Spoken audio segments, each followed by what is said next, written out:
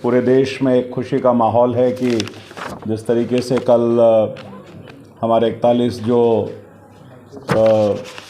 श्रमिक जो रेस्क्यू हुए, पूरा देश उसके लिए लगा था, पूरा देश उसके लिए अपनी शुभकामनाएं दे रहा था और हम सब के लिए बहुत ही हर्ष का विषय है। हमारे जो 15 ऐसे विषय थे जिन विषयों पर बहुत गंभीरता से बातचीत हुई और एज़ यूजुअल जो हमारे दिल्ली के मुख्यमंत्री हैं आज मीटिंग में नहीं थे। मीटिंग में किसी प्रकार का व्यवधान भी नहीं हुआ और लेकिन वो अपनी ज़िम्मेदारी जो उनको करनी चाहिए, लगातार जिस तरीके से वो ज़िम्मेदारी से भागते हैं, आज भी वो नदारद थे। एक तो बड़ा काम था कि पहला हमारा रीनेमिंग ऑफ अरविंदो मार्ग, जो एनडीएमसी के जुरिसडिक्शन में आता है, श्री अरविंदो मार्ग, तो इसमें केवल वो अरविंदो मार्ग लिखा हुआ था, उसमें एक एडिशन किया गया है। बहुत समय से अरविंद आश्रम के मिसेस जौहर और उनकी सोसाइटी की मांग थी कि आधे में श्री अरविंद मार्ग लिखा हुआ था और एनडीएमसी का जो पार्ट था उसमें खाली अरविंद मार्ग था, तो अब उसको पूरी तरह से श्री अरविंद मार्ग कर दिया गया। हेल्थ लाइसेंस में लोगों को बहुत प्रॉब्लम आती थी, काफ़ी सारे डॉक्यूमेंट्स भी हमको देने होते थे, तो उसमें एक बड़ा चेंजेस था कि जो टेनेंसी वाले जो लोग थे उनको हेल्थ लाइसेंस नहीं मिल पाता था। तो आज हमने ये किया है कि जो टेनेंसी जिनके पास है, if they provide the tenancy proof to the NDMC, that will also treated as a official document. उसके कारण से एक बड़ा चेंज होगा, क्योंकि जिनके पास ओनर्स नहीं है, हम ओनरशिप मांगते थे, हम नक्शे मांगते थे, तो ये भी एक बड़ा चेंज इसमें हमने किया है। जनता से जुड़े इतने महत्वपूर्ण 15 मुद्दे पास हुए। अरविंद केजरीवाल जी को हमने पत्र भी लिखा कि आज की मीटिंग में आपसे कुछ बात करनी है। अरविंद केजरीवाल जी आज की मीटिंग में नहीं आए। अरविंद केजरीवाल जी ने अपने डीसीपीसीआर और उनको लगाकर पीछे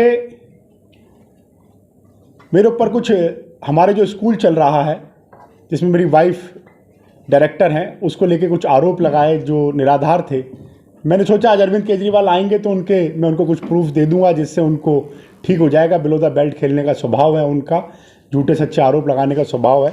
पर आज अरविंद केजरीवाल नहीं आए हैं, तो मैं मीडिया के माध्यम से अरविंद केजरीवाल जी से कहूँगा कि अरविंद केजरीवाल जी, आप में हिम्मत और दम है, डरपोक नहीं है, तो आप सीधे आके एनडीएमसी काउंसिल मीटिंग में बात कीजिए। एनडीएमसी काउंसिल की बैठक में आप डर के भाग जाते हैं, फिर अपने लोगों को भेजकर आप प्रेशर बनाते हैं।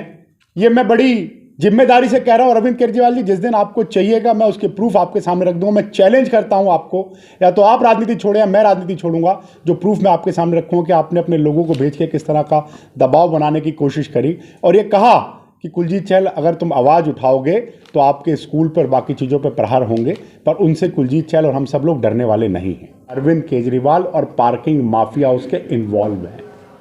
नई दिल्ली विधानसभा और बराबर में उनके विधायक इन्वॉल्व हैं।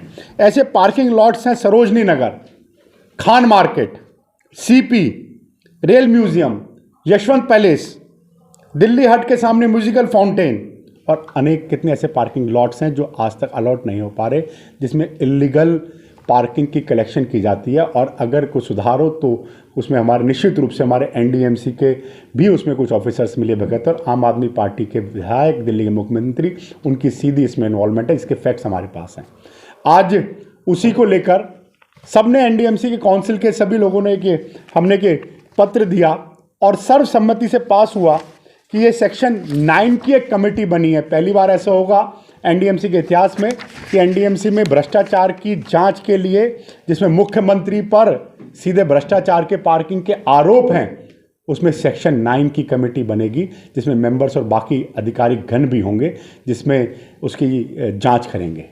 जितनी हमारी कलेक्शन पार्किंग की नहीं आती है उससे ज़्यादा हमारी सैलरी चली जाती है। ये पार्किंग का सीधा सीधा एक बड़ा घोटाला है। मैं आज पुनः आप पे एक आरोप लगा रहा हूँ, और आरोप नहीं है तो सामने आइए, मुझे मानहानि का कीजिए कि एनडीएमसी में जो पार्किंग का भ्रष्टाचार है या जो बाकी हमारे आउटडोर का, उसका सीधा जिम्मेदार अरविंद केजरीवाल, दिल्ली के मुख्यमंत्री जो नई दिल्ली से विधायक हैं, उनके गुंडे उनकी शय पे कर रहे हैं और उस टेंडर को नहीं होने देते। पर अब एक इनिशिएटिव लिया गया है जिसको हम पूरा करेंगे। आरएमआर लें या कॉन्ट्रैक्ट बेसिस पे जो 10-10 साल से काम कर रहे हैं, उनका प्रत्येक मीटिंग में हम लोग उसको कहीं ना कहीं से सिस्टम को लेते हैं और कर्मचारियों में एक उत्साह है और कोशिश ये होती है कि हर मासिक बैठक में हम उसको एक नई उपलब्धि आप लोगों को बताएं, चाहे उसमें भ्रष्टाचार के प्रति हो या कोई भी विषय हो। जो कर्मचारियों का 7वां पे कमीशन का था, उनको रेगुलर करने का था, कुछ ना कुछ हम करवाने का प्रयास करते हैं। ऐसे ही क्राफ्ट टीचर थे जिनका मुद्दा हम उठाया और उनको भी हमने 60 साल तक उनकी नौकरी सुरक्षित रहे और उनका परिवार चले, उसको देखते हुए वो भी हमने 60 साल तक की उम्र का पास